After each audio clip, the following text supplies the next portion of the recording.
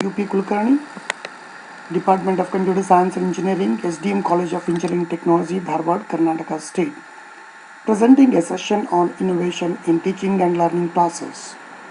Before we get into, look into the different challenges that technical education is going through. The one of the very important challenge is the growth of technical education is not translated into any significant growth in the number of quality graduates acceptable to the industry due to few important things. One of that is the teaching methodology. The other one is the varying and inconsistent process. Now let's look into the other challenges. The Kotaris Commission, it states that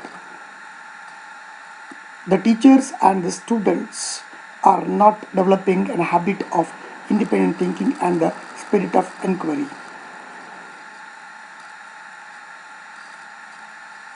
Many students passing out from the institution without obtaining the right kind of skills they really need to work in a real world environment. Drastic variation in the teaching methodology, learning contents, quality of question paper and assessment process leading to the entrenchment of students' lack of ability to examine and understand the real world, thereby making students not ready for the industry requirements. Lopsided emphasis on evaluation of students through examinations. Methods of teaching and evaluation use are not conducive to improving the ability of our students for abstract thinking. These are some of the challenges. We can improve this by, we can solve, we can solve this, go through this by bringing a change by improving competency of a teacher, teaching methodology and quality of assessment. So teaching methodology is the one of the very important thing that we need to look into. Any method, any activity that we do as a part of innovation in teaching and learning process must have these things: objectives, outcomes. It should be scalable, sustainable, institutionalized. It should be approved by the concerned body, published so that anybody can go through, follow, and give a critics on that. It is a reviewed one, reproducible, and the process is well defined for the activity whatever we do as a part of innovation in teaching learning process. Before we get into the different activities, we need to also focus on the type of the institution, whether it is a research and teaching and research, at what level we need to look into the workload, because all activities need planning, it needs a design, it needs a implementation, it needs a revision. So the workload whatever the teachers they get in engineering college, it matters a lot.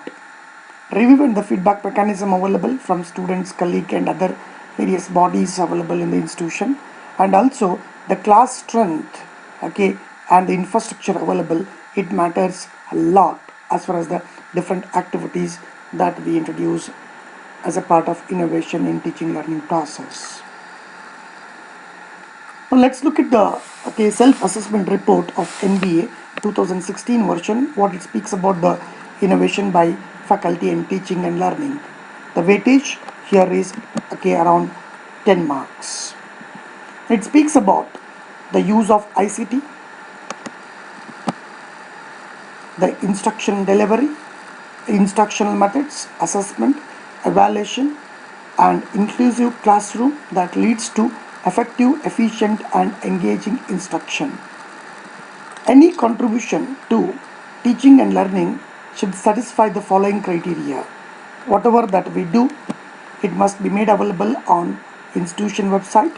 The work must be available for peer review and critique, and the work must be reproducible and developed further by other scholars. These are the property that NBA expects. So department or the institution may set up an appropriate process for making the contribution available to the public, getting them reviewed and for rewarding. Now let's look into some of the best practices, okay, personally, that I have seen in my department.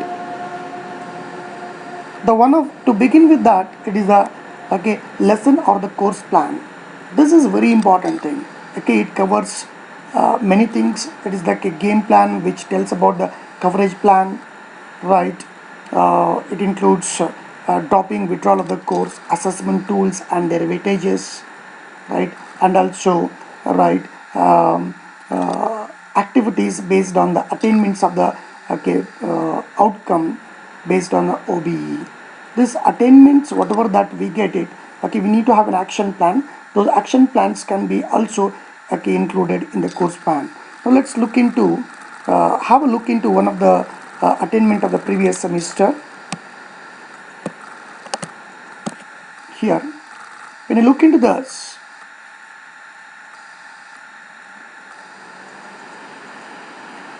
we find that the course outcome 2, course outcome 3, course outcome 4 and course outcome 6. These are the, okay, course outcome which have an attainment below the targets, that is a 50%. Okay, course outcome 2 and 3, it focuses on database programming. Okay, course outcome 4 on architecture of the database, right? And course number outcome number 6, it focuses on the transaction. So we need to focus on database programming and other aspect. The course which we are currently taking is object oriented system modeling and design. So the lesson plan or the course plan includes activities on programming for the given design. Now let's look into the, okay, format of the course plan, okay, that's being used. This is a course plan which we are using for the duration, whatever is being said, and the planning is done weekly basis. Look at this. This is IA1 portion, IA2, right, IA3, right. The chapter number 1 coverage is doing the week and 1 and 2. Chapter number 2, it's a coverage in week number 2, 3 and 4. Chapter number 3 is covered in week number 4 and 5. And you also see that one in this course plan, we have a preparatory test before any of the internal examination. It also, okay, speaks about the different types of evaluation assessment that we do, like IA examination, semester end examination, their marks, weightage and all other things. It also includes CTA description based on the observation made in the previous semester on the attainment of outcome. It speaks about, see, look at this here, preparatory test, whatever that we do, they are all open book tests. It's common to both A and B division. And also it has some of the action plan based on the observation taken from previous attainment of outcomes. Implementation or programming capabilities based on the design and fundamental object oriented concept, solving problem based on real life situation, analysis of a given problem scenario, understanding various quality perspective of the system and assessing the quality of a given design. There are many assignments planned based on these action plan.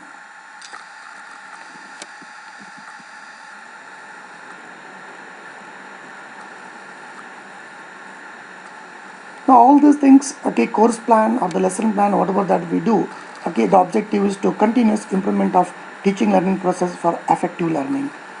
CTA, course teacher assessment, it is based again on the outcome attainment, as I've told you before. There are two parts in this. One is a software tool based assignment for 5 marks, implementation of a given design 5 marks. And here students are free to choose the assignment with permission or approval from the course teacher. They can choose any of their liking, similar or equivalent to the one which is listed by the course teacher.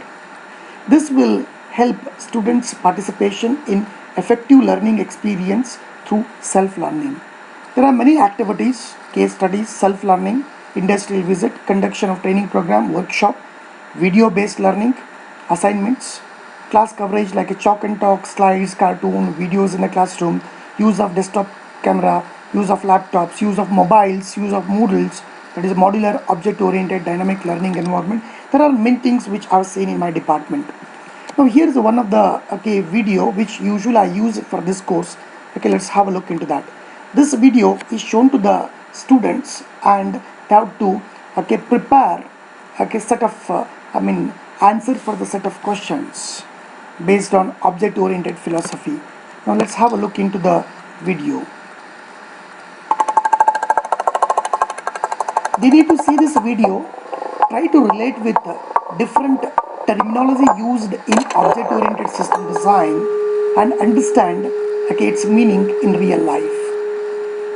Then they have to correlate all those terminology in programming, computer science related design, programming, and try to understand those things.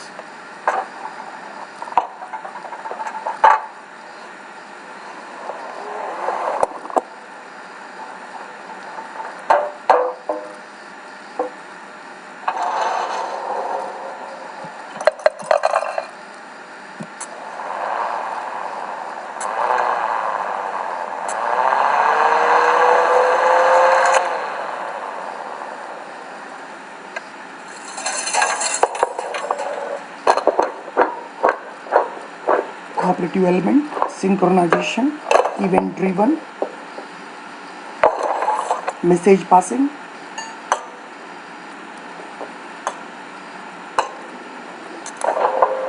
are the different terms they need to link with this video and understand how exactly those things are taken care in project.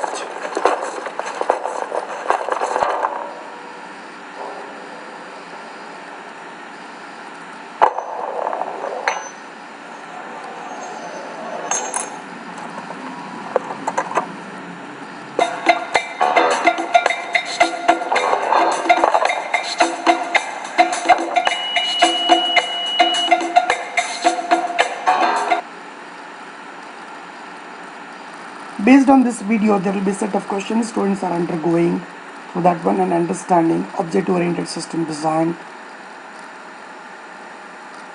Now let's look at that another one. 1 minute talk by students at the beginning of the class to revise the coverage of the previous class and also at the end of the class to revise what is covered in the current class. By this, students' participation in effective learning experience can be seen and to avoid a habit of studying just before the exams. They are continuously keep themselves in touch with the coverage that happens in the classroom. Open book preparatory tests before the IEs, self-evaluation by the students and discussion of solution by the course teacher. This improves the students' performance in IE examinations. Promoting the habit of independent thinking and the spirit of inquiry. Closed book text really, it appears for me it is unnatural and unreal. Interactive solving of question paper for all IAs in the classroom immediately after the IA and before correction of answer script begins. This helps us to have a interactive participation for an effective learning experience, avoids unnecessary negotiation of marks by students, encourage the students to learn how to learn. Around 60% of the question based on applications of real life situations in the examination and no direct question from the text. This enhances the ability to examine and understand real world, improving the ability of students for abstract thinking and facilitate industry readiness. Now let's look at one of the question paper right here. Look at that. Here is the one state diagram that is given and students are asked to do certain changes. And also the other questions, you can see that one some real life situation example is given and they will be asked to prepare a class model and other things. This is one of the internal examination question paper.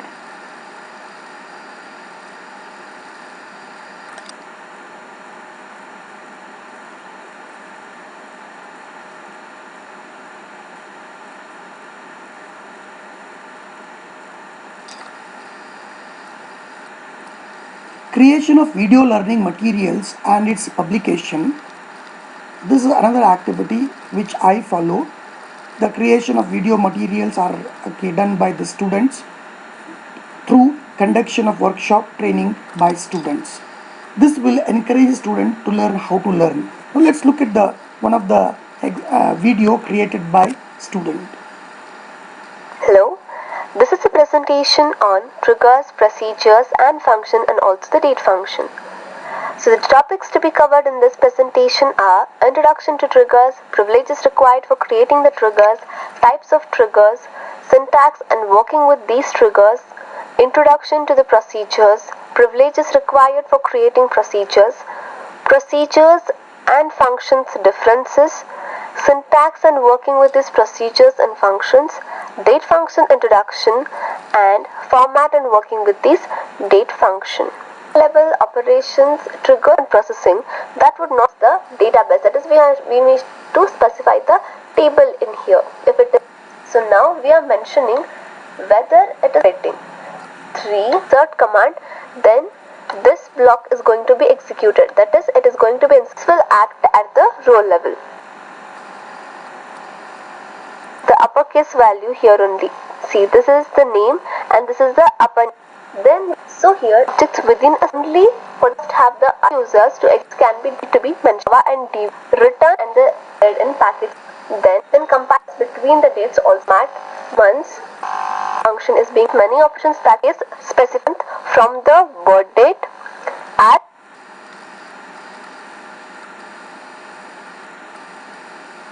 Senior evaluating the assignments written by the junior. There are no credits assigned for this, which helps peer learning and as well as self-learning. In fact, it is a self-learning activity for the senior students also. They learn a lot when they evaluate the others' papers also. The other best practices seen at the department level includes integrated courses where emphasis is on hands-on learning experience, independent study, self-driven elective to fill knowledge gap monitored by supervisor, internship practical training to get exposure about the profession or the trade in the concerned domain in the industry, industry-oriented programming practice, question paper review by IQAC, internal quality assurance and control, and external person, assurance of academic quality and rigor, use of rubrics to establish student scoring criteria for evaluating students' work, know your faculty, interaction and sharing knowledge with colleagues, course inventory, database of course history, course introduced, type of course, at what levels, and etc. Right? These are some of the best practices innovation in teaching learning process which I have seen in the Department of Computer Science and Engineering.